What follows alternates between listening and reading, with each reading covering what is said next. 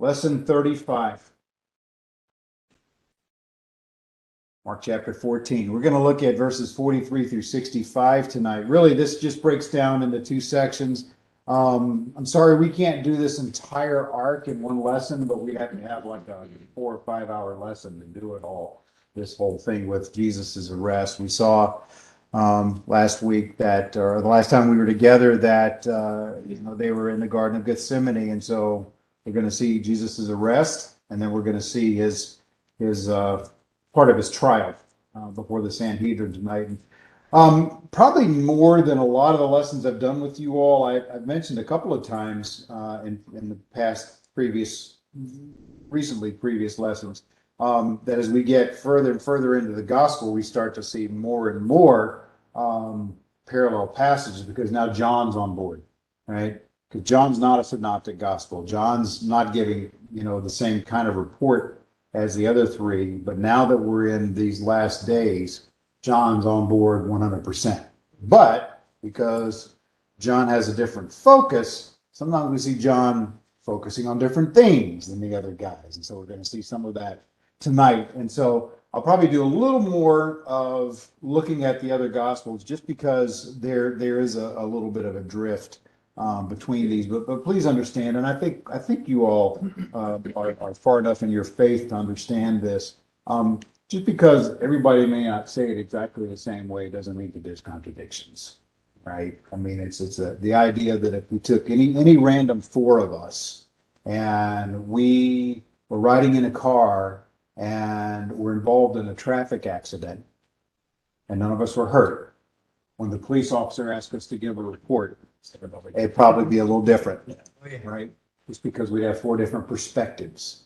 And so the Lord, the Holy Spirit, who is the author of Scripture, used those perspectives in order to give us a really fully orbed picture. I think one of the most amazing variations on that theme is Jesus's triumphal entry. I've actually preached a sermon where I took all four Gospels and looked at it like four cameras, looking at Jesus's triumphal entry into Jerusalem. And you put them all together, it's a really rich narrative, but any one by itself doesn't quite have all that data. So we see the same thing as we go over these next few lessons, and so don't be surprised. But if you're kind of scratching your head a little bit tonight, get some clarity, by all means, let's do that. And so we'll go from there. But I've got a few things I wrote down outside of the notes that we'll kind of get into as we go through this tonight, and a couple things I borrowed from some of my resources as well. But let's start and read verses 43 through 52 as we look at Jesus' arrest there in the Garden of Gethsemane. And it says, and then immediately, while he was still speaking, Judas, one of the 12, with a great multitude with swords and clubs, came from the chief priest and the scribes and the elders. Now his betrayer had given them a signal, saying, whomever I kiss, he is the one. Seize him and lead him away safely. As soon as he had come, immediately he went up to him and said to him, Rabbi, Rabbi, and he kissed him. Then they laid their hands on him and took him. And one of those who stood by drew his sword and struck the servant of the high priest and cut off his ear. And Jesus answered and said to them, have you come out as against a robber with swords and clubs to take me? I was daily with you in the temple teaching, and you did not seize me. But the scriptures must be fulfilled. Then they all forsook him and fled. Now a certain young man followed him, having a linen cloth thrown around his naked body, and the young men laid hold of him, and he left the linen cloth and fled from them naked. So that kind of sets the tone here. What you got to get from the beginning of this idea is that Judas has brought a large number of people with him to the garden. Okay, so there's going to be some action, is what we've got to know. Now Luke records that it was a crowd, and he includes the fact that the temple police were along, and you can see that I've got the reference there. You can do on your own. And then John, on top of that, makes the note that there are also Roman soldiers. Okay. And depending on how you want to read the word that's behind that, it's believed it could have been as many as 600 Roman soldiers. Now, that's the technical word that John uses. Doesn't mean that necessarily there were 600 Roman soldiers, but there seemed to be a detachment, is the word that's used, Roman soldiers. Now let's face it, guys. A Roman soldier, a trained professional Roman soldier in Jesus's day, one of those guys would have been rough, right? So even if they brought a handful, a Jewish rabbi and his fisherman followers would have been no match for those soldiers. So it does seem though like those guys were along there representing the temple and the palace. So, or the temple.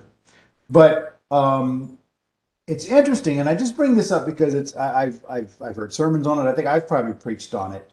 And I want to just jump over there just really quickly in John chapter 18. Again, I'm not going to do a lot of this tonight because we could spend all night just looking at the compare and contrast stuff. But I find this to be an amazing happenstance, if you will, in John 18:4 and through 6. It says,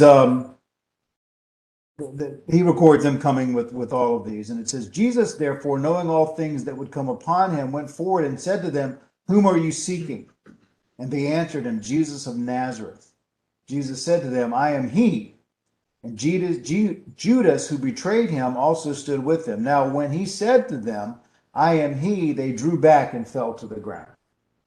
I've always found that just a fascinating little picture there, that when he says, ego eimi, I am he, that force of that word basically knocked all these people down, right? And it just kind of comes and it goes, and it's not a big deal made about it, but there was some action in the garden that night, to be sure, to great effect as I see it.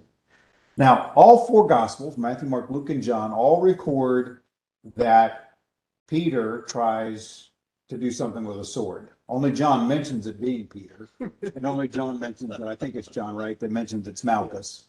It's Malchus. It's the high priest's servant. They did mention the high priest's servant, but he calls him by name. But all four of them do actually record him trying to do something with the sword. It's not here in Mark that Jesus tells him to put away the sword, but he is instructed to put the sword away. And then finally, one other point on this, and I'll open it for questions from you guys before I put questions to you. But this little snippet at the back end of this passage, verses 51 and 52, where we see this young man who is there and flees away. We don't know who that is. Many believe that this is Mark's little signature in the narrative, that this is Mark. And so he didn't want to mention his name or anything like that, but he drops himself into this, not that he wasn't there, but he puts himself in the narrative here just to let you know that he was there at the time. And we believe he would have been a young man. So, and based on the fact of some other historical indicators, it could well have been Mark, but just so I said that out loud. Questions about this, observations that you saw in the passage? Go ahead. No, please. I don't know which one, but isn't there one of them where the ear was cut off, but then Jesus healed the ear? You just put the ear back on. Yep.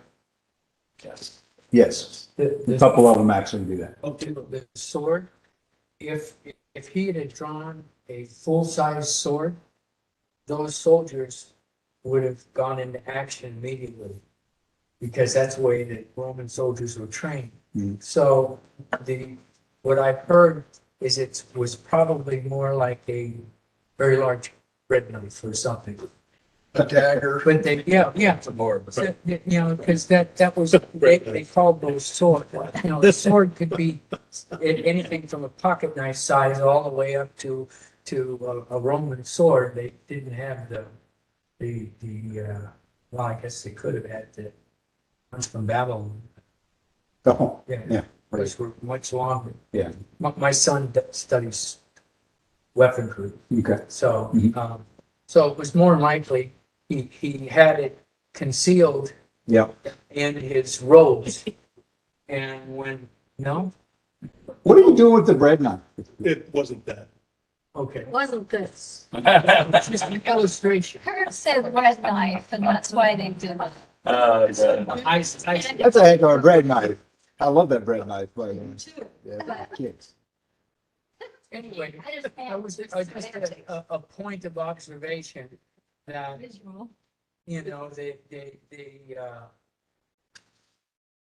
Bible talks about a sword, but the sword could be a wide variety Okay. of Mhm. cutting implements. I have a question, but it doesn't have anything to do with the sword. All right, well, you can have a question about anything you want. I've always wondered at this, where he said to them, I am he, Right. and they all drew back and fell to the ground. Mhm. Why do they not broaden that and tell us the whole thing there? That's all John wanted you to know. I mean, you Mark. gotta, no, John actually is the one that says it. Oh, okay. You know, you gotta remember that John is the gospel of belief. That's John's whole thing, that you will believe that he is God, right? Yeah. The deity gospel, Right. right? So he just reports it and lets it keep going. It blows me away. They all fell to the ground, but it doesn't go any further than that. What happened? Why is that? You know, it leaves you hanging. Well, see, I think there's the question that lingers for me there. And again, I'm not trying to promote my old sermons, but I actually did a sermon too called The Other Garden, and it's about this. And the thing that I always struggled with is if you saw somebody merely say words and it leveled a crowd of people, Exactly. and you were one of that crowd, wouldn't you do something about it? Yeah, Right. I mean, Right. yeah, so there had to be more than that. That's all I'm saying. Why is it cut so short? And it doesn't tell you anything else. It's just, boom, that's what happened. Let me give you kind of a thought exercise on that. Okay. Right. Can people become so driven by their agenda, by their worldview, by their sin, that they can ignore something so powerful? Yeah, they could, yeah. But if you were, like you say, if you were there in person and boom, you were all of a sudden laying on the ground just because he spoke those words. I mean, what would you be thinking? I mean, Just awestruck, I The, think. the folks didn't necessarily know why they went down, right? So they didn't know why they went down, and we're very quick to justify and rationalize and find something that our heads can get around to explain the thing away. yeah, Because the divinity of Jesus was not what those guys were looking for, so they didn't realize that potentially I am Yahweh was going to have an impact on them. They just went down. Or maybe it Not was in the realizing. aftermath that they learned yeah. who this person was. Okay, all right. It just blows me away because that's always bothered. Consider what's going to happen the next day Mhm. when all of a sudden people are coming out of graves, Yeah. and it's dark in the midday, and all the earthquakes and all that's going on, How do you right? explain that all the way? Right. I mean, you got to think, wow, I might be thinking, ooh, that was something different, Yeah, right? yeah. But again, I think the picture that for me that's there, it's the same picture that you see in the book of the Revelation. As God's judgment is meted out on humanity, and I mean it's getting worse and worse and worse. You would think somewhere there'd be a thing that says, wow, maybe we're on the wrong side of this. But what does the Revelation show the people doing? They double down They double. on their rebellion to God. Exactly. Right? I mean, I read that and I go, that is sinful humanity. It says, I don't care what the evidence shows. I want to go my way. Yeah. Yeah, we already see Yeah, you sure do. that. Sure do. Happening in the news right now. So I think, to me, I think sometimes these gospel reports are there for us to see it and go, why? Wow. Why didn't they? Yeah, exactly. But to let us, Mark's going to do that at the end of his gospel, by the way, in a big way. So, It also, if that whole crowd was dropped to their knees or down instantly when he said that simple sentence, I am, then how can that crowd take him, bring him back to the Sanhedrin, and then do the terrible things to him that they did. That, you know, that's mind boggling because this is the same people that snagged him and brought him back who were sitting out in the foyer of the Sanhedrin's meeting place. And then it was the same guards who smacked him in the face and said, prophesy, Yeah. who am I? Who just hit you? 5 words. I was just following orders. Oh, yeah. Hard-hearted too. Well, I'm not gonna line it up with you. That's all right. I was a kid, so the wind was blowing. How about you electronic people? Our folks out there in virtual land, you guys got anything?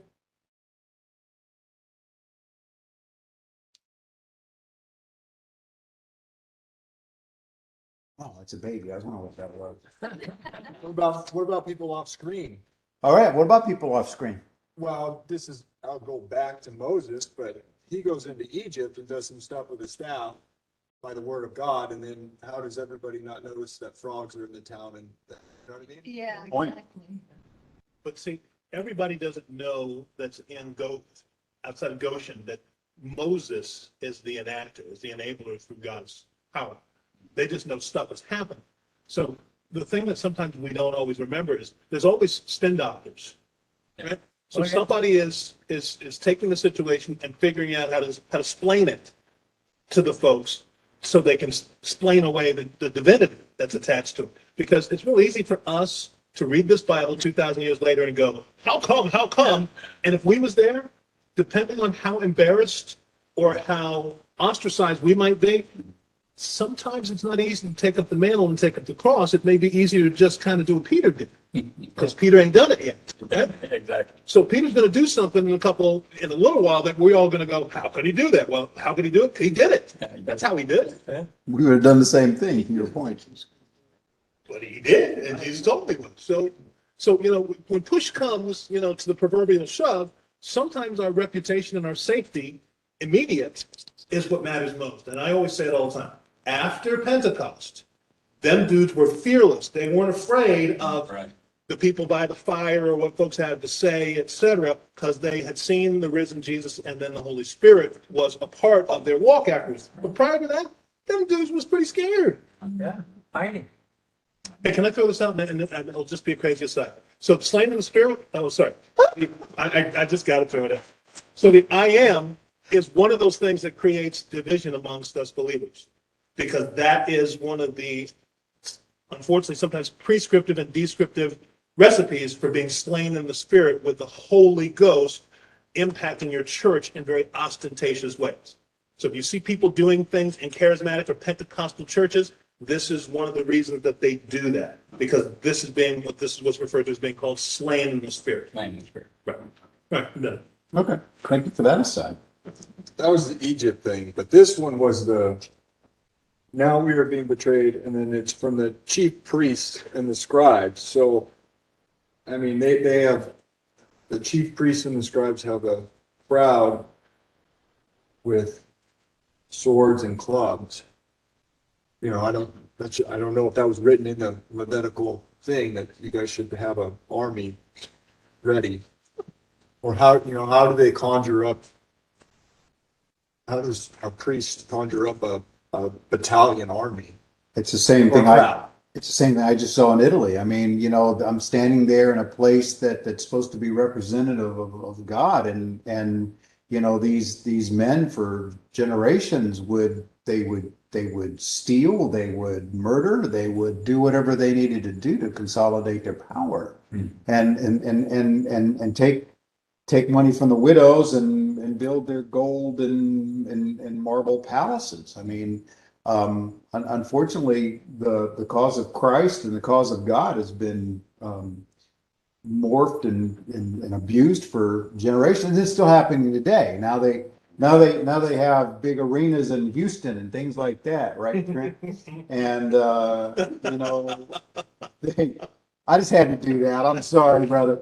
I'm sorry. I know that's kind of something you can get on board with. But I mean, we see it. I mean, the pastors that says, you know, God told me I need to have a jet airplane. Correct. Yeah. I've been in. Nothing new under the sun, unfortunately. I was in a church in Fresno and with my daughter. They locked the doors. And they said, God told me you're going to give enough money to get a bus, and we're not getting out of here till we got enough money to get a bus. And I just turned around and looked at this for about 5 minutes, and then I got up and I went to the door. And they said, you can't leave. And I said, yes, I can. Yeah, exactly right. Yeah, it's, you know, to me, that's nuts. But to them, they were gonna wait. Somebody was gonna donate a bus that day. There was such an obscenity of riches in the Vatican. That's probably Mark and Lisa. Mark and Lisa? We could turn that light on the front lanai. Maybe we did.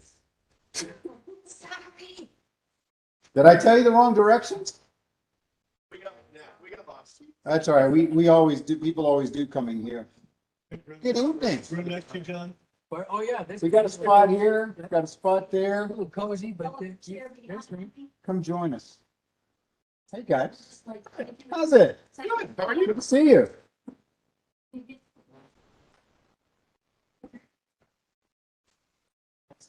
Like your points are excellent ones. And what you're doing is that you want to give students too much credit for recognizing and responding to the Godhead. And when it's not convenient, you just don't. Good to see you guys. Yeah, Judas was able to say rabbi to No him, worries. which was his altar, you know, and then you're gonna let your teacher go get prosecuted? I don't know. We're going to talk about that aspect in a couple of minutes because that's a really vital question. That's kind It's a very vital question as far as that's concerned. There's an interesting caveat Okay. to that kiss that Judas gave to Christ. In the mafia culture, that represents the kiss of death. And so if you get kissed by somebody, before they execute you, that you get a kiss. Yeah, I've watched some Godfather. Where Good fellows. Good fellows. Yeah. Right? They came with clubs too, didn't they? Yeah, not good. Cousin Samansky. Like you just don't want, I don't want those guys showing up. So you brought up Judas. Let's talk about it. It's my next question. I apologize for these questions. Let me pause and just say it's really good to be back with you guys. It's been a long time, and so it's amazing how quickly your muscles get atrophied when you're not doing Bible study. So whatever. I apologize in advance for my question. The other day at my cousin at my aunt's funeral, her oldest son, my cousin Russell, got up at the beginning and he says, I apologize. I'm responsible for all of this mess as far as the service was concerned, because it was all over the place. I was supposed to be the MC, but he was the author of the service, so he apologized. So I'm apologizing in advance for these questions if it just makes your head spin a little too much. But I really did. Where you went with Judas is kind of where I was, right? I mean, you just look at him. And so I asked the question, you know, as you look at verse 45, where it says that he comes up and he says to him, Rabbi, Rabbi, and kisses him. After he told him, the one that I kiss, he is the one. And so then he comes up and he calls him Rabbi and he kisses him. Okay. And so those actions, what do they say about this man? And in order to really answer the question, you got to understand him calling him Rabbi. Factors into that question. So what do you think? What do you think about the man, Judas? And I'm just going to add just one other caveat. He was operating in God's plan. Okay, so let's not take him somewhere off in a weird direction. He was used by God to do this, make this plan happen. Okay, so just got to remember that underlying truth. Well, I got a question. Go ahead. I've heard people say that he thought that if he turned Jesus in, Jesus would actually do what most Jews thought was going to happen. He would get an army together and defeat the Romans. But that sounds a little far-fetched. Well, I think that actually came out in a conversation here one night. Okay. Yeah, I've heard. And I mean, you know what? In and of itself, just kind of looking at it from the outside, it's got a reasonableness to it. And it may have been something that was circling around, but it didn't matter enough for it to show up in the Bible. So it would fall within that, realm that we often go to, which is conjecture or speculation. And that's what we're doing, right? Conjecture. Yeah, but I think we're trying to analyze the man a little bit more. But yeah, I mean, I've heard that. So that's it's an interesting thing. It maybe spins him a little bit on a more bright light. Yeah. Yeah. than- Like, he wasn't all bad. I mean, right? No, he wasn't, because they loved him. Yeah. The disciples loved Judas, Yeah, he was one of the gang. Yeah, why else would he have been hanging with them? and the whole no. Wasn't he the treasurer? Yeah, he was the money man. They trusted him with the money. And most organizations, the guy that's got the money, you got a pretty heavy level of trust with them. Yeah. Like you're probably going to him and asking him for advice and stuff like that. I mean, Matthew at the should have last. had the money, Yeah, right? He's the money change. but they hated Yeah, tax kind collector. of what Matthew came Right, from. right. But at the Last Supper, that's where his true colors came out, right? So that was before this. Yeah. And I wonder what the rest of the disciples were thinking then, when Jesus called him out then. You know, there's a sense there, and I may be overstating the narrative, but there's a sense there where that was almost kind of a private thing. Yeah. It was fairly hush hush. All the rest of them maybe weren't paying Yeah. attention. Well, you know, they were fighting over who was going to be the greatest. So Exactly. it was a little bit tumultuous, I think, maybe around the dinner table that night. Yeah. So maybe they kind of missed it. Yeah, Too raucous, I can see that. you know. So Jesus kind of says, "Gotta do what you got to do." Right? I mean, you guys have probably been in a crowd of people before in a business situation, and you know, you're on a work crew, and you just kind of make a statement to somebody directed to them, and other people may not have even heard you. Yeah. So it's reasonable to think that. So what about Judas? Relied on the chief priest to give him money to do this. Yeah. So maybe he was pretty rational, worldly. Seems pretty sensible. Go get moderate and decent amount of payment to do something. Not a huge amount, 30 pieces of silver. Not gonna make them rich. Which I think lends some people to thinking that he had another motive. I think that's where a lot of Well. that comes from. But Now, again, Now I'm thinking of things. I mean, maybe he thought, you know, if Jesus was put on the spot with all these high monkey mucks, that that's when his power, he'd been doing all these miracles. That's when he would do some huge miracle and get them all to believe in him, even though, you know, maybe that's what that's kind of a he's thinking. kind of a variation on the theme about him coming staking out his messianic purpose, right? I mean, same kind of thing. We don't see anywhere in there where we ever see Judas having an ulterior motive, really. So And maybe the 30, you know, pieces of silver, he's thinking, well, you know, I'm the money guy. We can use this to do our thing. Yeah, he asked before if there's, who, yeah, but who do you say that I am? As well, you're Jesus Christ, you know, Son of God. And they go, okay, well, praise God because he's the one who showed you that. And then here, Judas probably didn't have that shown to him from God. Instead, he's a rabbi to him. So that's something that popped in. So let's take your rabbi statement, okay? So what would that mean to Peter? To Judas. Peter's something totally different, He So- was a teacher. Rabbi was a teacher. okay? He was he was the spiritual leader of this particular group of people. He answered their spiritual needs and led them. You know, a rabbi in the Jewish tradition, although like in all other faiths, it's broken up into different areas. But they're the people who explain the Bible.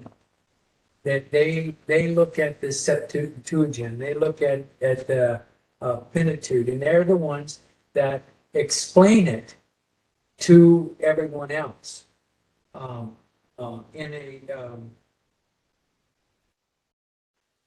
When I've been to those kinds of things, it's been they're just basically like a pastor, but they're not a teacher. I mean, they are, but they like we have a Bible study like this.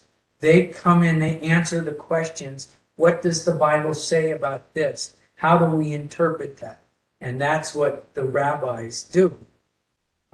They're not necessarily, well, they're all, like I said, they're different now than what they were back then, but they were basically the leader, the guy you would come to for advice. What does God want me to do in this?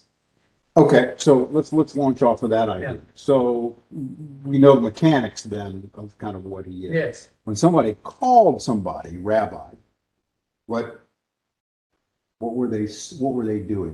Why would somebody call somebody rabbi other than to recognize their function? It was a form of respect, how you respect the person. Showing And respect. doesn't it also depend on how you use rabbi? Isn't the other word what? Rabboni? Diadasakalos or something like that. That's teacher. Which means teacher. Right. Master or teacher, where rabbi means master or my master, right? Okay, yeah, you're getting into the Greek there, so, yeah. I thought you were gonna go rabbi and Rabboni, or I thought you were heading with that. Yeah, So, but respect. yeah, highest respect. Now take that one more layer. Go ahead. Get Well, it's the same. Also, when actually Judas came up to him, he called him rabbi, which was a sign of the highest respect that you can have for a person at that time, basically. He then also hugged him and then kissed him, and each type of kiss also meant something different back then. If you kissed him on the back of the hand, it meant one thing. If you kissed him on the palm of the hand, it meant something else. If you kissed him on their robe, the hem of the robe, it meant something else. So that kiss, when he gave him a hug and a kiss, that is normally reserved for someone that you have a very close, intimate relationship with. That's where I'm trying to. Yep. See, that's so how did he do that? I mean, why did he then, that's like having a friend in all actuality who calls you friend and says, I love you, and then turns around and pushes you off a cliff. Because basically, that's what he was there for. He was there to turn Jesus over to his death. Now you're getting to where I'm trying to get to. Basically what that was about. Now, was he being used by God? So at that point, you ask, was he some type of a all-around lying, hypocrite, backstabbing person? Or was he being led by God to do this? How do you look at that then? Yeah, that depends on how deterministic you want to be Yeah. about things. How critical- You know, I think there's a picture to go back to where Blake was with Pharaoh, right?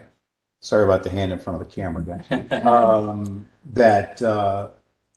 What? God hardens his heart.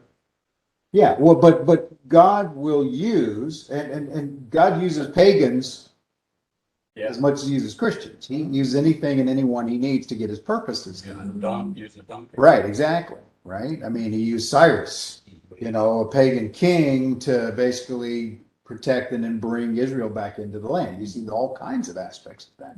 Does that necessarily mean that God manipulated Judas. No, it doesn't mean that at all. It could mean that does God know us intimately? Does he know every thought you have? Yeah. You guys believe that?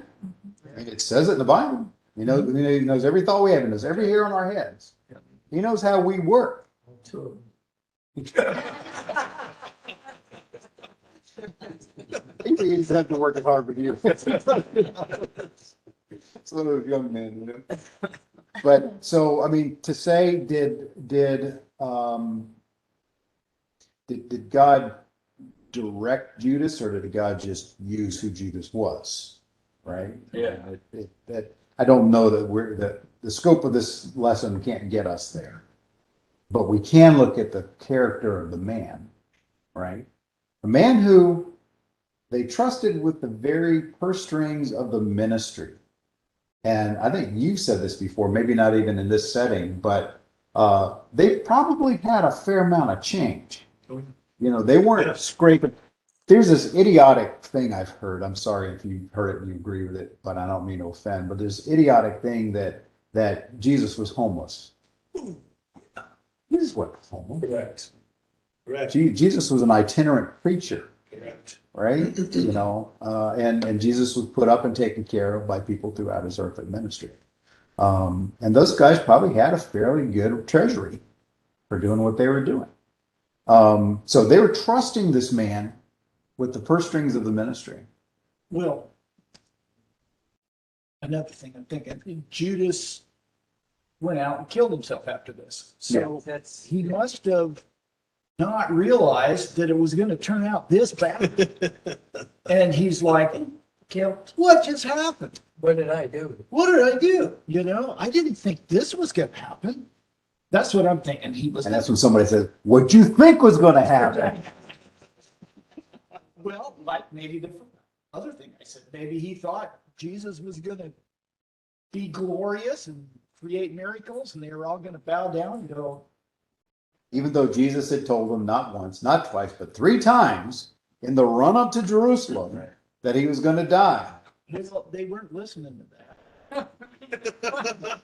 They didn't get it. That If was they the- were, Well, they didn't, and we're gonna hit on that in the second part of the lesson for tonight. they But didn't understand that.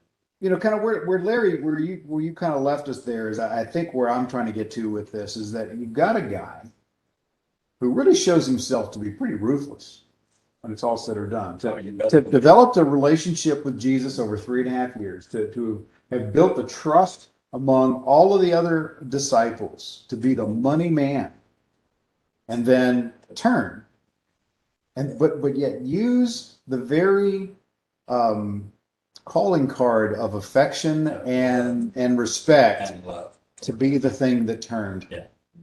the situation. Yeah. Right? I mean, it was a really Ruthless thing to do. ruthless thing to do, very much so.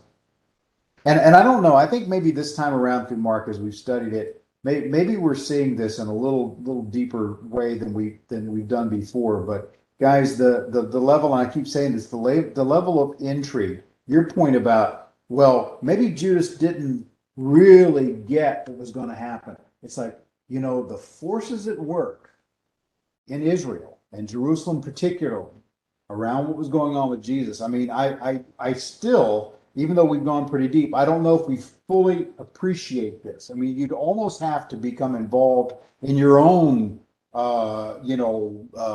spy mystery, kind of thing before you can really start to understand the level. I mean, if you've ever watched any of those spy programs, where there's people that are double and triple agents and all that kind of stuff, and there's just all those workings, and people think they have it all figured out only to all of a sudden get executed in a parking lot one night. I mean, that's what Jesus was living through at the time. As he was there in Jerusalem, there were a lot of forces at work that were beyond the mindset of his disciples, quite frankly. Because we've got to remember where those dudes are from, right? Fishing. I mean, not all of them, but Yeah. they were from the boondocks. They weren't sophisticated. I don't think any of them were super sophisticated. You mentioned Matthew. Matthew may have been one of the most sophisticated of the group because of his position. But, it's like taking I'm one of these, taking the country boy to the big city. It's like, whoa, had no idea. So, Hey, Pastor Bruce, I think Trent's been quiet way too long, but. I know. But before Trent weighs in, you and Kurt have, stumbled onto a precipice that I think in another study, potentially we need to tackle that. and that is, The potential spiritual warfare that's going on here that we don't see. And it's Sure. speculative, but we read about it in Ephesians. Yeah. And I got to give props, because I continually will, to Mel Gibson's inspired Passion of the Christ, because he actually depicts a character in the background kind of manipulating things. it's creepy. It's very creepy, and it's surreptitious, and he's there, and sometimes you know it, but then he's there, and sometimes you don't. Yeah. And so the spiritual warfare, when we read the Bible and we understand that there were operants looking to destroy Jesus because they believed that that would negate Genesis 3. So the mindset of some of the players here might be very clouded because the spiritual warfare was so heavy over Jerusalem over this period of time when the objective was to eliminate the salvation of mankind, let alone the salvation of the Jews. And that's kind of where you creep in. Yep. I would use this text to help you out with that one, because it's right here. Have you come out with clubs and swords to me, and you would again, or as you would against a robber? So he's already bringing out the light. He is the light. So that is the light of the situation right there. Their precipice is, so Jesus is a robber. Now you would have to speculate and get into their mind to understand what they are depicting as a robber. So they're coming out to him because in their mind, it was given to them to believe that he's a robber. And then for his side of things, for the light, to overcome that, it is no, in actuality, it has always been because of the scriptures. So he has obedience always to cling to, and they have speculation or thoughts or, anyways, yeah, there's, in what he says here, I think he's just bringing to the light. This is very simple. You guys are treating me as robbers. And then here's the actual fact. It's the scripture that's taking care of all of this. So. Yeah, it's interesting you say that they just don't have a clue Right. who he is. Well, getting back to this idea of the spiritual warfare, the underworld is, if you will, for want of another way of saying it, wants to defeat God's plan. And the wonderful thing about it is they think they succeeded, and what they did was they brought about their own demise, their own fall. That's right.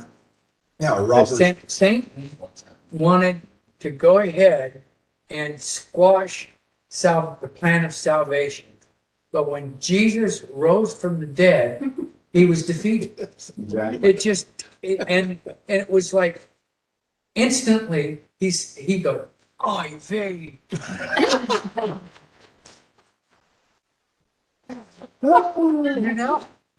Yeah, it's right to treat robbers this way, but once you realize it was not a robber, they didn't treat you like that. Yeah. Which gospel do we read? Because is that the Greek I missed? That's the Brooklyn Revised version. Second confusions.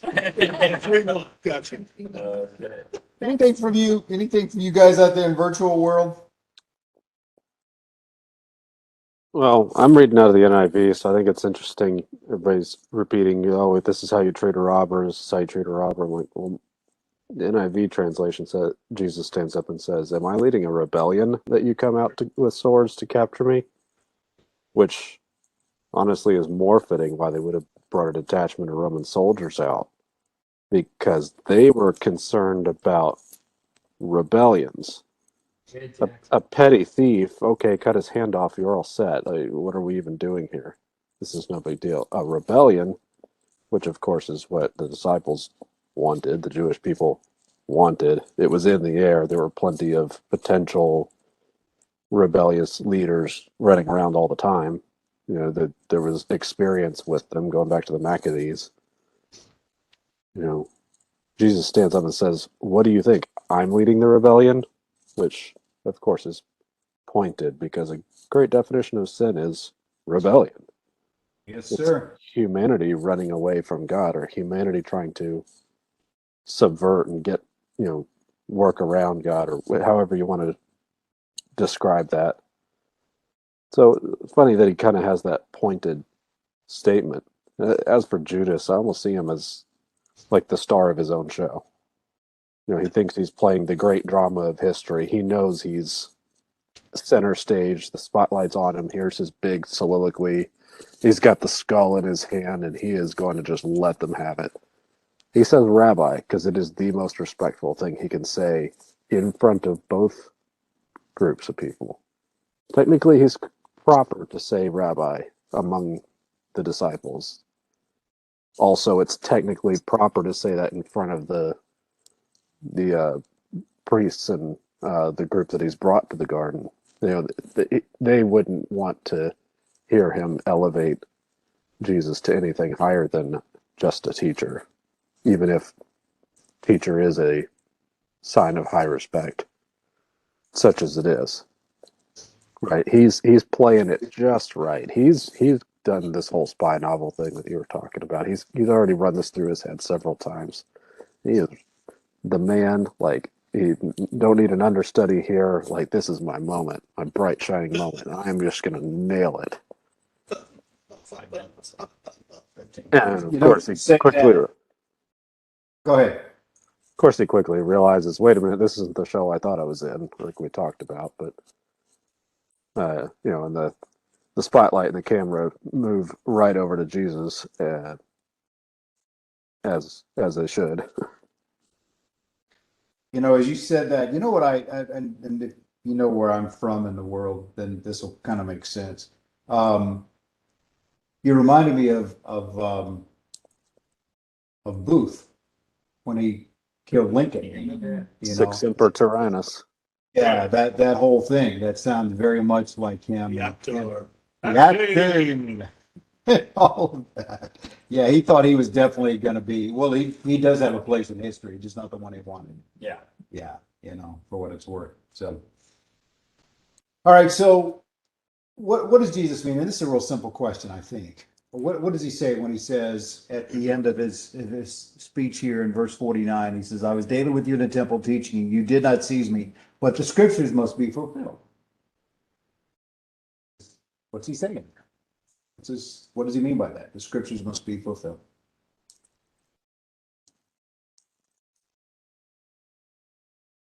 Some books in the Bible that Jewish folks would rather ignore. Right. Some messianic components that the Jews would rather ignore. Like what? Name a passage. Just any old thing. Isaiah 53. Yeah, I think you're going to say the same thing. So there's some other stuff. Yeah. I don't know, I might kind of bang up against Psalm 22, I'm but gonna go there. I was gonna Not say, time yet. you guys, Isaiah 53, my understanding from those who are ministering in Israel is they just either don't read it out loud, Correct. or if they do, we have the benefit of Bible editors who sometimes capitalize servant and sometimes don't capitalize servant, capital SERVANT versus not. Sometimes in Isaiah, servant is Israel. Sometimes in Isaiah, servant is the Messiah, right? And so what Jewish people will do today is turn all those Messiah servants into Israel to a large extent. And so if they read Isaiah 53 at all, but that's really one of those chapters that they just leave out. And just don't look at it. Just don't go there. Just don't go there.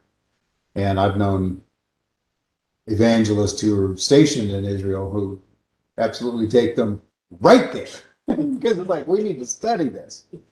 But it's not an accident that we see Philip the evangelist out on the road with the Ethiopian eunuch, teaching exactly from that passage.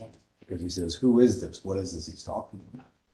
So, yeah, I mean, that's really just the easy question there. I mean, there's been that say, well, when he says that scriptures must be fulfilled, and then immediately it says they all forsook him and fled. He had told them, you're going to run, right? You know, strike the sheep and the strike the shepherd and the sheep will scatter. So it could have been that, but most likely he's talking about, I told you guys where we're going, and here it is. This is now the turning point in the passage. Okay. And so with that, we come to Jesus here before the Sanhedrin. Let me read this to you, and then we're going to talk about a few things. It said, and they led Jesus away to the high priest, and with him were assembled all the chief priests, the elders, and the scribes.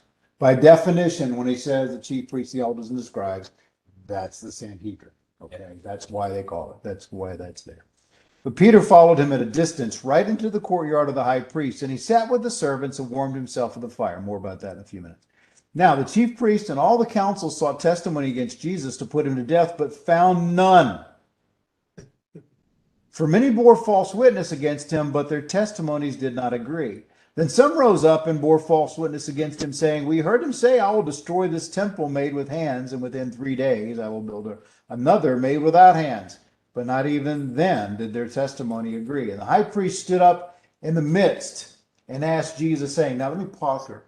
This is like they're going through this kangaroo court, and they've got all these different knuckleheads that are coming in, and they can't get their story straight. You would have thought they would have gone out in the back and said, now when I say this, you're going to say this, right? You know, they didn't do that. They are a total mess. And so in the midst of this just total joke, the high priest, I mean, we're talking the high priest, says, let me handle this. All right. So imagine, you know, you've watched those court proceedings, some of the great ones we've had over the last 25, 30 years in our history, and the high dollar attorney stands up, right? I mean, this basically priest turning himself into an attorney for all intents and purposes to question Jesus. Okay. So he's like, forget these guys. Let's cut to the chase is what he does. So that's where we are. And he says, but the difference is it'd be like in one of those high profile cases, if the judge had come down and said, let me handle this. You guys can't get this done. Let me get to the bottom. All right. So here's where we are. It says, and the high priest asked him, saying to him, are you the Christ, the Son of the Blessed? Jesus said, I am. And you will see the Son of Man sitting at the right hand of power and coming with the clouds of heaven. Then the high priest tore his clothes and said, what further need do we have of witnesses? You've heard the blasphemy. What do you think? And they all condemned him to be deserving of death. And some began to spit on him, and some to blindfold him, and to beat him, and to say to him, prophesy. And the officers struck him with the palms of their hands. All right. So the Gospels differ fairly substantially on the order of this, and I wrote it all down, and I didn't bring it with me. But one of my books had it pretty good. So let me read this. This is the preliminary hearing was before Annas. Okay, Annas. Hang on, talk amongst yourself. My list is better. Yeah, in-law. Yeah, let me just get.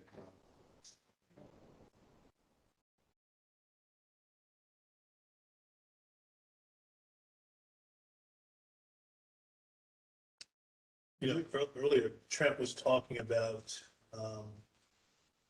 Jesus potentially being apprehended like a thief. Just a quick differential. We say the thief on the cross, Jesus, was hung between two thieves, so they weren't thieves. Because if you heard Trent, he remarked that a thief the punishment would be you have your hand cut off to prevent you from doing that. And that's still a Middle Eastern tenet these days in a bizarre way. Well, in a way, that's how they operate.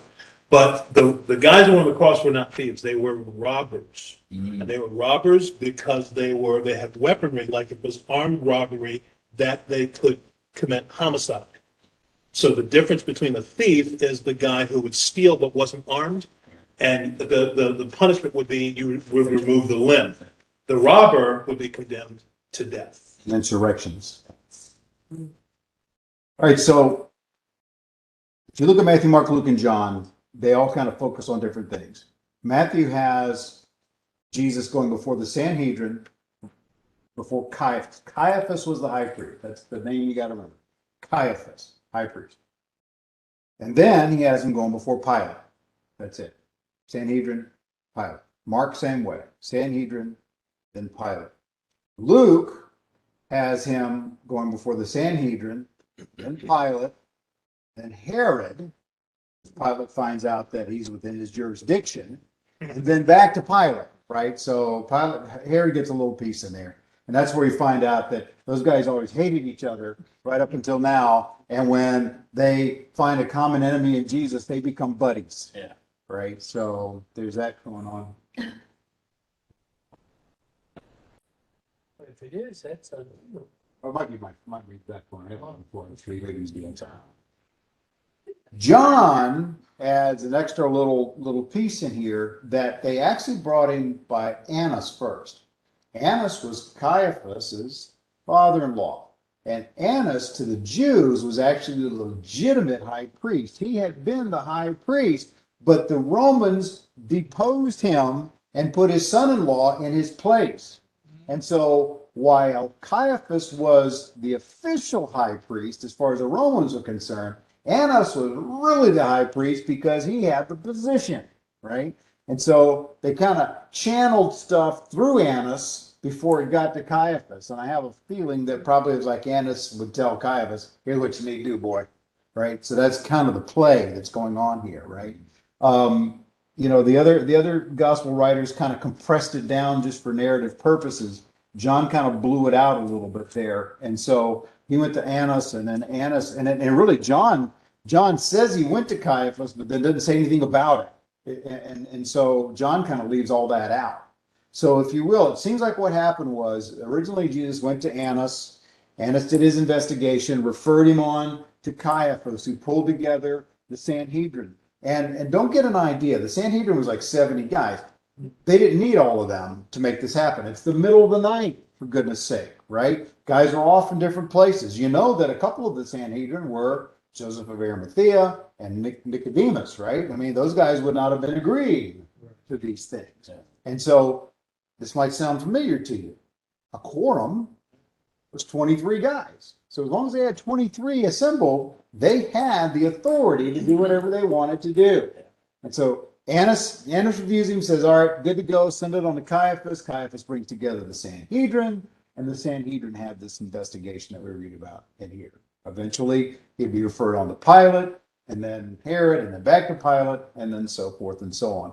Because while the Jews could pronounce judgment, they didn't have the power to execute.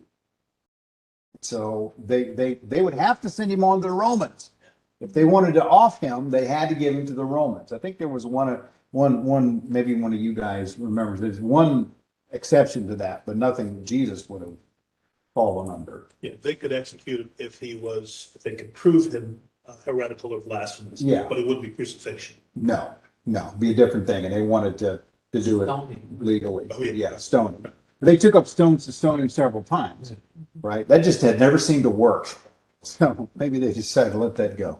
So the regardless part of it is that Jesus appeared before the Jewish leadership. That's the salient point you got to get, is that he appeared to the very ruling parties over the Jewish culture. Well, Pastor, Yeah.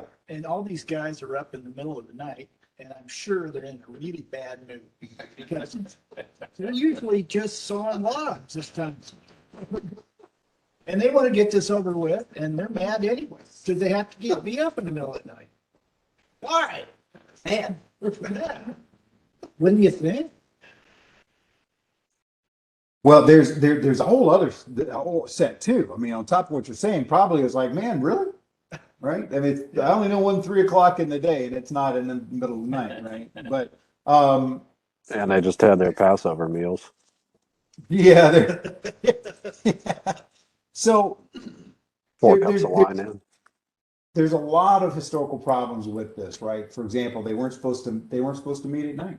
That first and foremost, they weren't supposed to meet at night. That was illegal. Though that maybe is not as pointed as it should be. Those have said that, well, within their law, they shouldn't have, but that wasn't really codified till later. And see, so there's a lot of stuff that was still kind of coming into play in Jesus's day that maybe in the first or second century. You have to be careful about this. People lots of times will throw stuff at you and say, well, according to this, that, or the other history, that shouldn't have happened or that shouldn't have been that way. When was that written? Okay, if you're reading something, think about this. Even if it was written in the second century, you say, well, that wasn't that far removed. Well, yeah, second century would be like they're in the first century, say 100 years. I mean, imagine the things that have changed since 1922. Right? Just look at it that way. I think we sometimes think, well, that's just ancient stuff. It was always the same. No, there was things moving along too, right? And so maybe that wasn't as big an issue. Supposedly they weren't supposed to reach a verdict for a capital crime until the second day, right? So there's been a lot of those kind of things that people have questioned the legality of the occasion. So right off the bat, it's like, what do you got me up in the middle of the for? Yeah. Right. So, but nonetheless, they did it because they weren't looking for justice. They were looking to destroy Jesus. Exactly.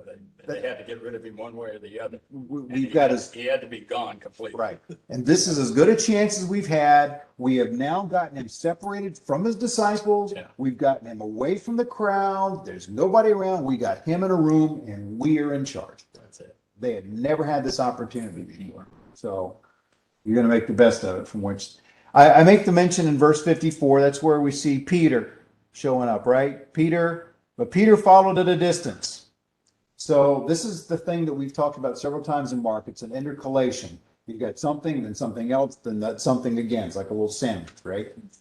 But this is just letting us know that while Jesus' trial is going on, there's a whole other bunch of junk going on out in the courtyard, which is what we're going to look at next week with Peter's denial of Jesus. But it's a brilliant way to write, to say, it's almost like, meanwhile, back at the ranch, this is going on. And so, just imagine, if you will, if this was done on film, you'd see Jesus there, and then there'd just be a brief aside, and there's Peter out there warming his hands at the barrel. And it's coming, and it's all happening while that's going on. I got you thinking about that. That's pretty cool. So, Jewish law required 2 witnesses for capital crimes. I gave you the verses there. You guys can go read those on your own in Numbers and Deuteronomy. You got to have 2 witnesses for capital crimes. And they had to be consistent too. Oh, absolutely. They got to agree, They say right? one thing and the other something else. Absolutely. I mean, they Consistent.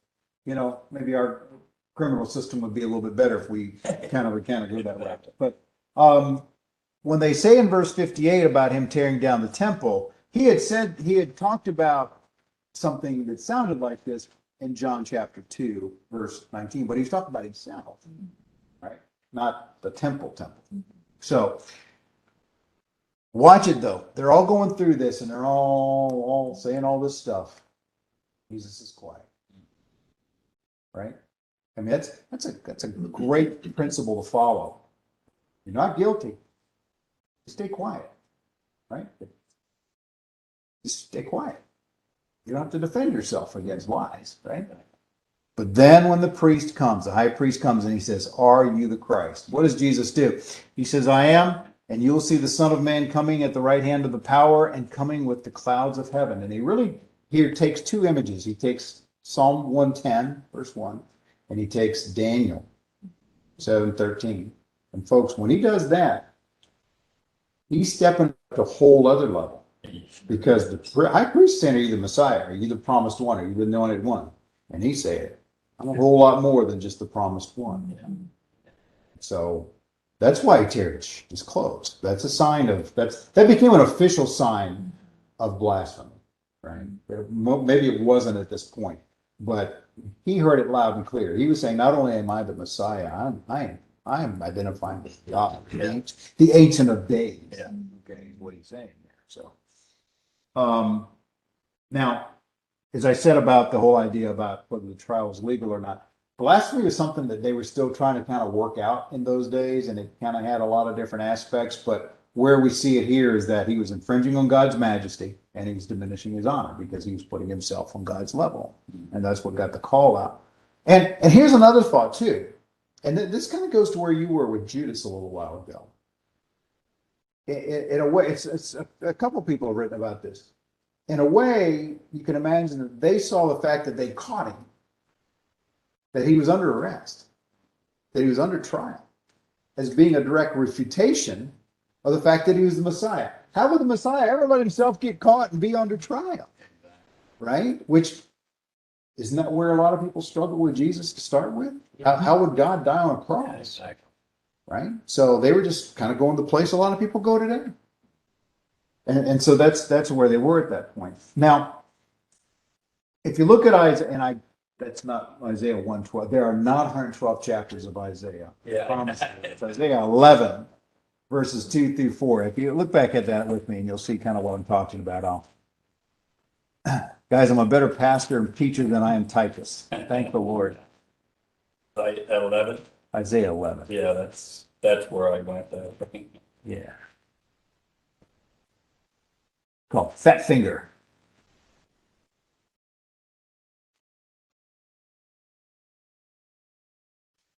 It says, the Spirit of the Lord shall rest upon him, the Spirit of wisdom and understanding, the Spirit of counsel and might, the Spirit of knowledge and of fear of the Lord. His delight is in the fear of the Lord, and he shall not judge by the sight of his eyes, nor decide by the hearing of his ears, but with righteousness he shall judge the poor, and decide with equity for the meek of the earth. He shall strike the earth with the rod of his mouth, and with the breath of his lips he shall slay the wicked. And so there's that idea of wisdom and understanding, not by sight, but by spirit. And so these guys, as they're saying, blindfold him and hit him and say, prophesy. Who did that? It's just mocking. It's mocking what was prophesied. But you'll notice the back end of that passage from Isaiah is talking about the judgment that's going to come upon those who do that, right? But if you will recall, back in chapter 10, and this is going to continue next week when we look at Pilate, as far as it goes, but what does Jesus tell them? In chapter 10, verse 33 and 34, he says, behold, we're going up to Jerusalem, and the Son of Man will be betrayed to the chief priests and the scribes, and they will condemn him to death and deliver him to the Gentiles, and they will mock him and scourge him and spit on him and kill him, and the third day he'll rise again. He didn't just accidentally stumble into those words. He told those guys this is going to happen. So, fulfillment of his own promise. Questions, thoughts? Just what he said, what he brings up, the question that got his response was, are you the Christ, Son of the Blessed One? And he said, yes. But then also, not only is he that, but he's also the Son of Man, whom you're going to see. So that was the blasphemy part of it. Mm-hmm. The major one, right?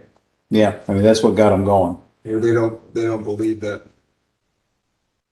the Son of Man was going to be the one who the Son of God is. Mhm. You know, is that the, Yeah, One of the same. strikes me about going back to Mark 10. He told them what's going to happen, and they didn't believe it. They're talking with the God of the universe incarnate, and they don't believe him. It just blows my mind when I think of that. But we talked about this before, is they hadn't been touched by the Holy Spirit yet, No. so they were still not understanding what he was saying. They're still trying to figure out, what is it that you're trying to say? That this can't be true. You're just funning, right? So oftentimes people, we like our lives. We like where we are. Oh, geez.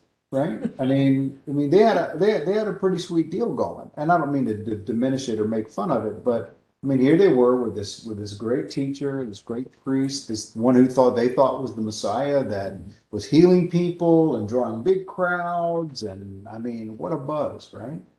And as far as just, you're kind of on top of the world. Why would we want to change that? Yeah. Why would we want to?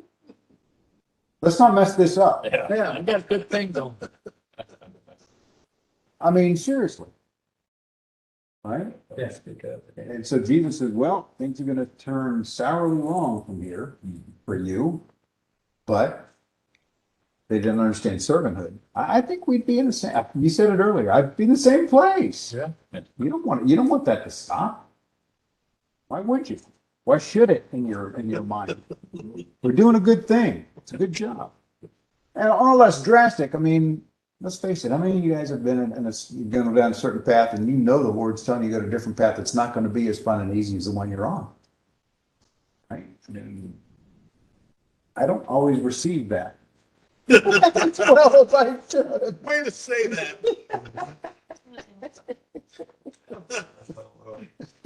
I was inspired by your brother on that. So I asked the question, what is significant about the Sanhedrin not finding reliable witnesses? What's significant about that? Well, the Pharisees didn't want to indict themselves. Pharisees didn't what? Didn't want to indict themselves because every time they caught him breaking the Sabbath, they were on his coattails, breaking it themselves, trying to find him.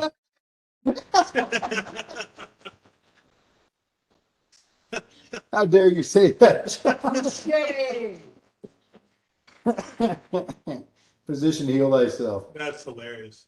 Jesus is hanging out in the brothel. How do you know? I don't know. Someone told me. It's great, John.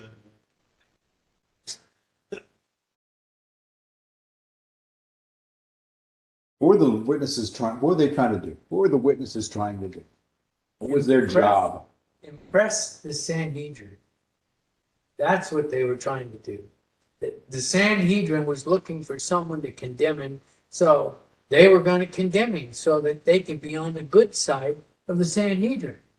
Okay, well, you kind of go a little further than I want you. What was their job? What was their job? Indict him. Right. Get him indicted. What were the witnesses supposed to do? They were supposed to bear witness of him committing blasphemy, but he never had because he can't blaspheme himself. Well, there's that. Stories always fell apart. The stories did all fall apart, but Well, they were trying to prove that he was leading a rebellion. That's it. yeah, that. Thank you for going there because they after they couldn't do the one, then they turned to the other.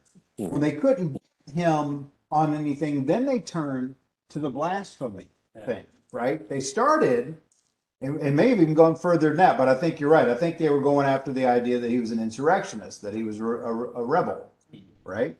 Mm-hmm. And But nobody did it. they were trying to prove that it's not only a rebellion against Roman rule, which the Jews would have celebrated. They're trying to say, look, he said he was going to tear down the temple. He's coming after us too. This isn't just a Jews versus Romans thing. This isn't an anti-colonial liberation thing. He's just trying to stir stuff up. This guy is Jesus, enemy of the people. This guy is bad news, and we got to do something. I mean, he said this, and then if the problem is they couldn't string two statements together to prove that point because the statements didn't exist. Like I said earlier, they had to get rid of him any way they could because he was such a threat to their authority and their power. So Yep. it's happens even today. So things haven't changed a whole bunch. But they couldn't find one credible witness. What does that say? What's the point? Without sin, he couldn't have been. He was, He was. but there's, How do you convict yourself? They Right. themselves are not credible. say again? They themselves are not credible. They themselves are not credible. He was without sin. He had no guilt. But he But was there's another credible. level I want to get you guys to. The converse is correct. If they're not credible, that means he was credible. Mhm. He was not doing what they were saying he was doing, and they couldn't prove that he was saying that he was doing it. So they couldn't go back to the Romans and say, we got an insurrectionist. So they couldn't kill him. So let me, exactly right. I know where you are. You're kind of operating more on the spiritual level. Okay, I want to get on a practical level. Well, What you just, go ahead. consider that this is Passover. Jerusalem is full of people who've been watching this. Some of them come down from Galilee that have known this guy for 3 years now. Yep. Some of them have come from other parts that I've seen him here and I saw him there. And my cousin told me about this time that he did this other thing. And then he's been to Jerusalem before. John lays out a few more of those events. So this Absolutely. isn't their first encounter, but each time has gotten a little bit more, become more of a thing. He's drawn bigger crowds. He's done more miracles and more visible ministry activities. They feel like this is a last ditch effort because they're losing the people. They've got a city full of Jews who are all ready to follow this guy off of a cliff if they want, if he asks them. So they can't find witnesses because the witnesses don't exist. Right. Right. I'm probably kind of nosing somewhere that you guys may not be able to kind of feel where I'm heading with this. So let me just kind of take you to the back end of this, because what Larry, you're talking about is absolutely true without sin. That's the basis of our salvation, right? But Luke would spend a lot of time writing a book called Acts. And one of the underlying themes, and I've said this to you guys before, one of the underlying themes in the book of Acts is that Christianity was a legal religion. It was really an important thing, right? That the Christians in the first century operated in a way that never defied the law. Yeah. Okay? That it was fully legal, that it never tread into illegalities, right? And so here's Jesus not being found to have either broken any Jewish laws or any Roman laws, right? So not only was he sinless, he never broke a law, right? I see where you're going. Yeah, right? Yeah. Which means by extension that he reframed a lot of the law and his ministry too as well, right? Because he said, you've heard it said, but let me take you to a different place, or the Sabbath. Sabbath man is not for the Sabbath. Sabbath is for the man, right? I mean, he had to reframe a lot of it. But the reality is he's there before them, he stands innocent of any wrongdoing whatsoever. Okay, so I mean, I know it's the same thing as saying he's without sin, but I want to put it on a human level too as well, right? Because I think there's people today that feel like that they can do things in the cause of Christ that aren't necessarily legal. And I think it's important that we recognize that we, in order to be able to be a testimony for Jesus Christ, have got to work within the realm of our society. Just shatter a whole lot of protest movements with what you just said there. I'm just calling it. I mean, if you want to protest, as long as you can do it legally, that's fine. But if we are to imitate me as I imitate Christ, if we're going to follow what Paul says, we have to operate within the realm of the culture that we live in. That's not always been the way we operate. But he was an example for us. At a time when, his life depended upon it. From a Bible reader's perspective, what's happening is they're instigating God's wrath. Yeah. False testimony is a really big deal. Yes, indeed. And so but God's wrath is going to be poured out on disobedience, the sons of disobedience. But that's actually not going to take place. So What do you mean by that? That's not going to take place. well, what's going to take place is instead of that wrath that they're deserving of, it's actually going to be him. It's going to be him, and because he's the Son of Man sitting at the right hand of the power, that's the power of God. That's cool. Yeah, and coming with the clouds of heaven. So they do see it, they do realize, okay, yeah. Well, that's it. Yeah, they're stoking the flames of God's wrath in this whole scenario. They are, but he's gonna take the wrath for them the next day. Right, but his comments don't allow him to have any other option except for that. Right. Right, That's the fulfillment of the scripture. yeah. Yeah, he came to fulfill scripture. And that's why that's so important that he continues to fulfill scripture so that there is no question. And it, If there is a scripture about him that he did not fulfill, then he's bogus. It's only through the complete fulfillment of all that was said and prophesied about him that it eliminates any question. And that's one of the things that why the Jews don't go to Isaiah 50, because that is a passage that's talking directly about him, which is obvious to anybody who reads it, so they just don't read it. Yeah, 53 is so about Jesus. Yeah. It can't be anybody else. To that end, last question for tonight. And again, this is just an easy little question, but I think it is, at least. It felt like it was to me, but maybe not. I don't know. Jesus responds to the chief priest, the high priest, in 50 and 62 and says, I am the Christ, and you will see the Son of Man sitting at the right hand of the power and coming with the clouds of heaven.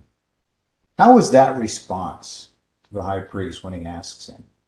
How was that a change from previous inquiries about his identity?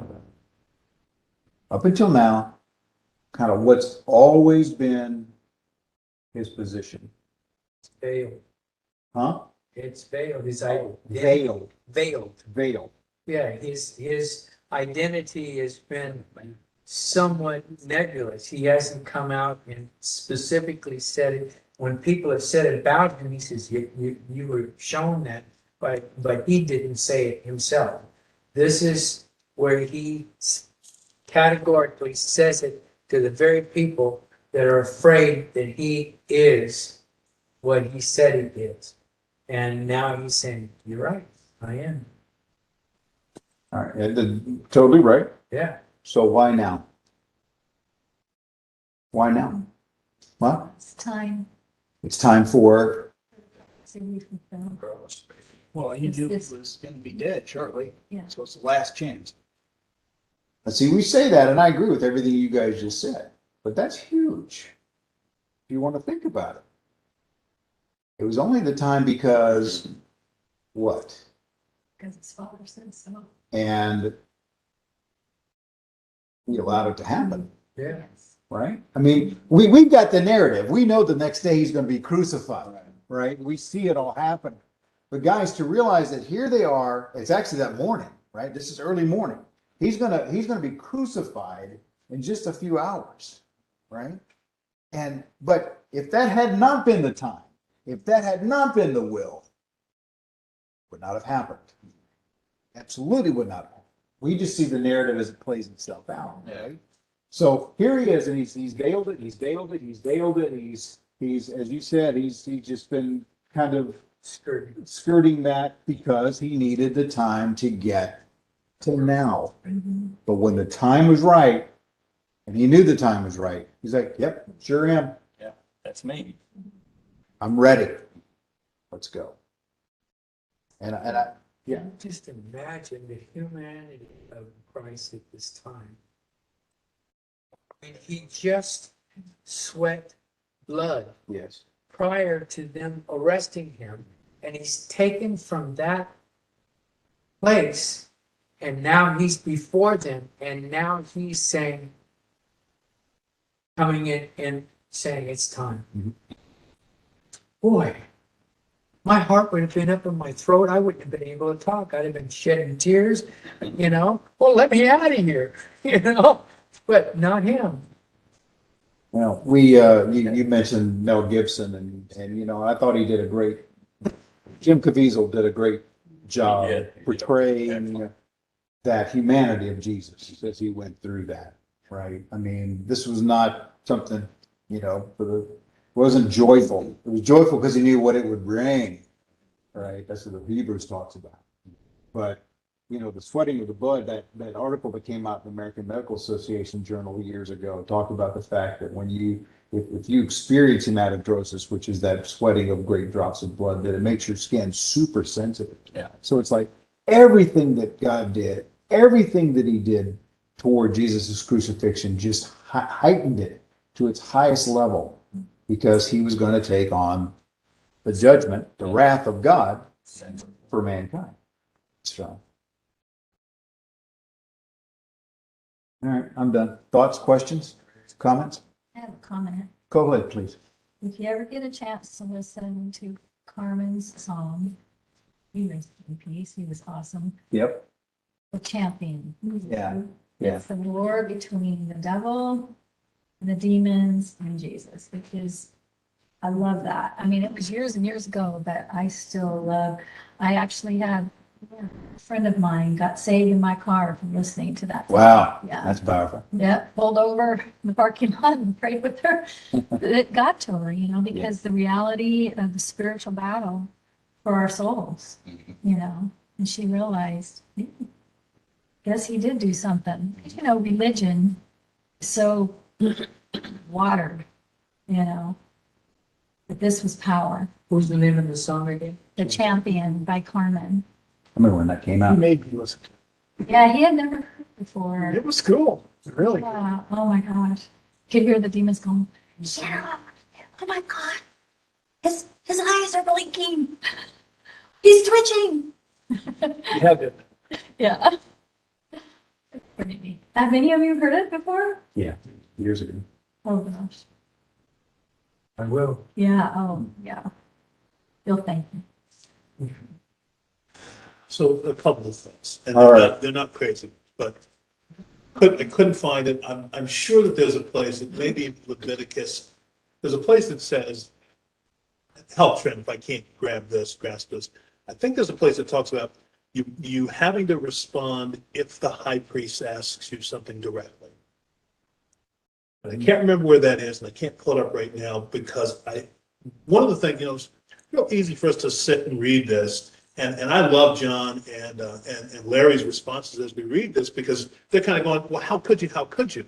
Well, with 2,000 years of understanding the story, it's real easy to question these guys. But in the moment, you know, you're going to lose your coffee. You're going to lose your lunch. You're going to, you know, one of my regular things is your depends are probably going to need changing. And so it's happening. So this could have happened a variety of other ways. Right now, it happens this way, and it looks like it's orchestrated because we have 2,000 years of looking at it and saying, "Oh, well, that's how it happens." But you know, I don't know that Caiaphas ever or Annas ever had the opportunity early on to be one-on-one with Jesus, like Nicodemus, Yeah. to say, "Are you the teacher? Are you the expected one?" Because this is the only encounter that that shows that these two are face to face, and Jesus responds to him. In a way, I think that's a part of the Levitical practice, and Jesus answers him directly. Nicodemus got this too, and it was a little bit veiled, John, right? But Nicodemus took enough of this away to go, this man is not a man. This man is someone else, right? And I think that there was enough of the Sanhedrin who also went, that's why you didn't wake us up, because you needed the nitwits in the 23 as opposed to the rest of us, right? And so when we look at that sometimes, and especially when I read the book of John and the book of Mark, and I love Mark because I really think Mark is kind of Peter's perspective from his amanuensis, John Mark. And John Mark, I think, like Pastor Bruce says, inserts himself in here so that he's kind of a reliable witness of sorts, that he was boots on the ground when this happened. But it's real easy to look at this and see the deity going on and to go, I would have known. And no, we wouldn't have. And so the way we're going through this, it's exciting for me even virtually, but having all of us to gather today and then having our virtual team, it's exciting even more so. And I would hope that when you do this kind of study, you kind of go where Catherine's going, which is, go tell somebody this. Yeah. That's what should motivate you after you get this understanding, because we spend so much time obscuring this important information for the stuff that's the agenda of our day. And if Jesus is really as important as he is, as we sort of gathered tonight, then go tell somebody, right? Okay. And then a point about Judas. And this kind of goes back to something Larry and Kurt were presenting. Why does Judas do what he does? And Blake's kind of been on this, is he orchestrated? Is he part of the big puppet mastery? Well, part of it is, I think, this too. When Pastor Bruce talks about fulfilling the scriptures, it's real easy to look at the Old Testament and talk about fulfilling the scripture. But Hebrews makes a reference, and this is one that always works for me. We have a high priest who can identify with us. That's right. So if you think that you're the only person who's had a friend backstab, Yeah. if you think that you're the only person He went through who, everything. right, and that's why you can trust him, because the kind of crap that we have exposure to, we go, oh, that's too big, that's too little and trivial for me to bring to Jesus. He gets it, Yeah. because this guy the night before was just dining with him, having his feet washed, and then the same guy goes out and says, well, you know what, I may be tired of and a little fed up of not getting my spotlight the way Trent suggested. And he goes, thank you for bringing Hamlet into the situation, by the way. Trent, he talks to the skull, and he takes the moment that he can. And it didn't turn out the way that he thought. Right. But there were also powers and principalities that were set against him being successful in the way perhaps he thought he was going to. But Judas and Peter, and we'll get to Peter probably next week, those are there, so we recognize that Jesus dealt with the worst of our human foibles. He dealt with that and still went to the cross for those nincompoops. Yeah. That's the thing that's amazing, man. They tried to, they lied about him. They beat him Spat on him. and spat on him. They whipped him. They mocked him, and he still went to the cross For them. for them. Yeah. And I'm calling allegiance. That's me. Well, he actually says that over in Luke. I can call him down. Yeah. And if that's me, I'm doing it. Yeah. oh, yeah. Are you thinking about what you said about the high priest? Because I was thinking as I was going through that when Paul gets investigated Yeah. and he mouths off and they slap him, he goes, "Well, I I didn't know you were the high I priest. didn't know you're the high priest." Right. Because that goes back to Exodus 22:28 says, Right. "You shall not speak evil of a Right. ruler of your people." Correct. Is that where you're heading? And on that's to why I that? think you're right. And Paul sort of shows that played out as the tradition and the practice. But I like what you said earlier. This stuff wasn't codified yet. It wasn't regulation, Right. but it was the tradition and the practice. Exactly. And so, yeah, they were kind of operating in some murky waters at the time. Yeah, for sure. But very good stuff. You guys, my brothers and sisters on the remote line. I was going to say, I think this moment here is like the one big sweeping gesture of emptying himself, the way we see from Philippians. And it seems in a weird way, because the passage in Philippians starts out with, he didn't consider equality with God as robbery. Here he is being tried for robbery and decides, no, instead, I'm going to claim to be God for the first time. Remember, Caiaphas wasn't even asking him that question. Caiaphas wouldn't have thought in those terms. He said, are you the Messiah, like some big rebellion leader? Oh no, Messiah means God, and that's me. In order to kick this whole thing off, right? He said, look, I have the opportunity to just shut up for a while and let this all blow over. Nope, I'm just going to kick the bucket right now, metaphorically and then literally. That I'm just going to tip this over now. I'm going to give you the grounds that you want, where you're searching and you cannot get what you want right now to get me out of here. I'm going to hand it to you. That's it. He had the chance to say, nope, I can keep going. I don't have to play your silly little game. No, here you go. I surrender. That's it. I like that. I like the thought about comparing that to Philippians 2. That's good. He emptied himself right then and there. I'm done. I'm good. Ready to go. Obedient even to the point of death. Absolutely. Well, on what you said with the rulers not being able to, Hmm? to speak evil Hmm. about them. And that in this situation, that never came out of his mouth either. He never spoke evil to, he, obviously it's here, you guys come out with plots and whatnot, but that's not evil. That's a provoking to turn their hearts to the light, which is the scriptures need to be fulfilled. And then even there, he does not attack his accusers or the false. Well, he heals the servant. Yeah, yeah. Yeah, but he doesn't, so evil doesn't come out of No, him, right? no, In this whole scenario.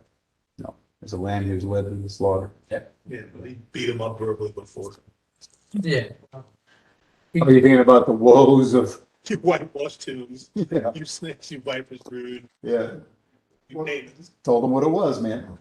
Well, that's the whole, yeah, Colossians, that's what I was looking back on. Colossians 3 sets this in the light, puts it all right there as to what the contrast is with the evil that they're participating. But yeah, you have a rabbi who does that. And so when the time comes after 3 years of telling them that this, and this, and this, if you turn your way, that's the preaching. Turn away. Mhm. Doesn't happen. It does not. At least not immediately for me, it does. All right, you guys good? All right. Let's have a word of prayer and we'll be dismissed.